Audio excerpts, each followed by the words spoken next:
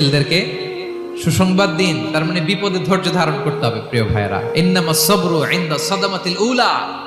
বিপদে আমরা অনেক সময় প্যানিক হয়ে যাই, অস্থির হয়ে যাই, কি করব, হতাশ। না, মুমিনরা হতাশ হয় না, ধৈর্য ধারণ করে। কি করে? কি করে?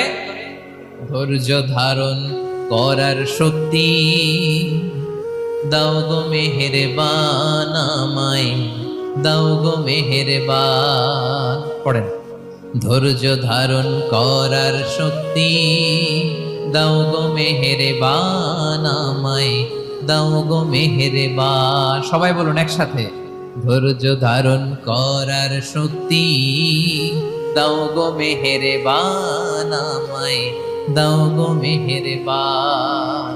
বুকের ভেতর ব্যথার নদী বইছে অবিরা, বইছে